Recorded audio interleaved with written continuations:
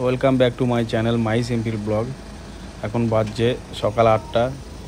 তো সবাই মিলে এখন যাব মায়াপুর ঘুরতে যাচ্ছি ইসকন মন্দিরে। তো চলুন আপনারা যাই।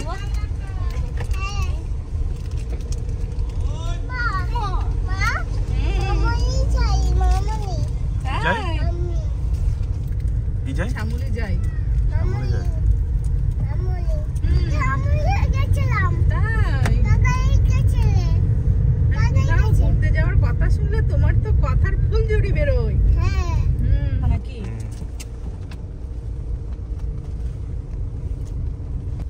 কি ভুল কাজ করলাম, আবার পরে ভয় দিতে হবে।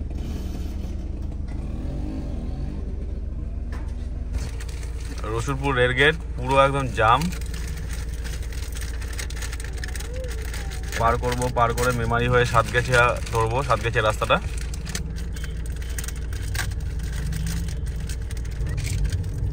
গরম লাগছে। তো মেমারি ঢুকছি, এই মেমারি দিয়ে ডান দিক চলে যাবে মেমারি রেল গেট, আর আমরা সোজা বেরিয়ে যাব।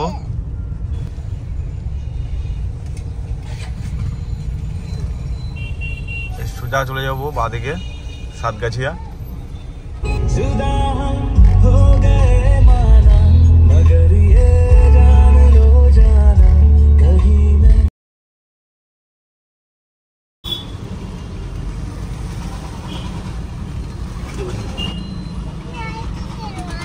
তো সাতগাছিয়া দিয়ে ডান দিক নিয়ে নিলাম, এটা দিয়ে যাবো ধাত্রীগ্রাম রেলগেট।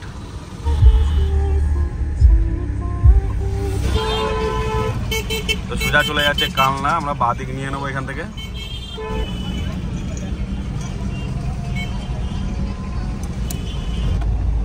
এটা নাদনঘাট মোড়, এটা নাদনঘাট মোড় দিয়ে আমরা ডান দিক নিয়ে নেব নবদ্বীপ রেলগেট।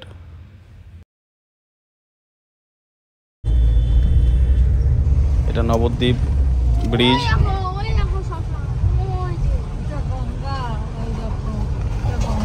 এখান থেকে মায়াপুরের চূড়া দেখা যায়, কিন্তু এত কুয়াশার জন্য দেখা যাচ্ছে না।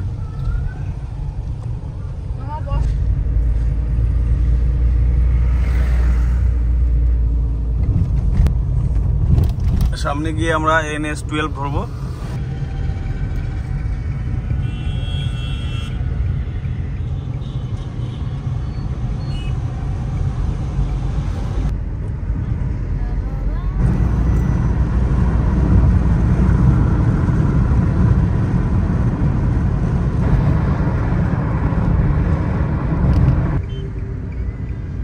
নবদ্বীপ থেকে মায়াপুরের দূরত্ব 13 কিলোমিটার মতো।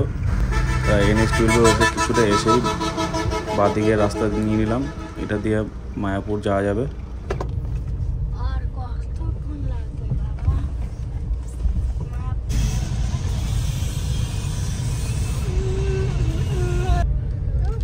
এই যে আমাদের মন্দির, মায়াপুরের ইসকন মন্দির। এটা দেখা যাচ্ছে না, চারিদিকে কুয়াশা।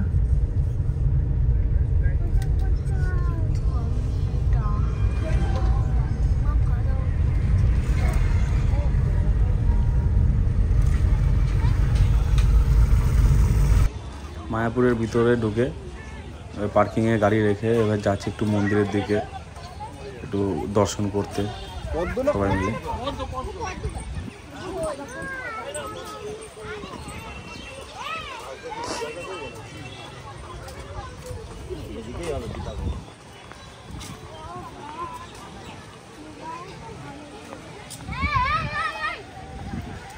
এদিকে আয় শোনো।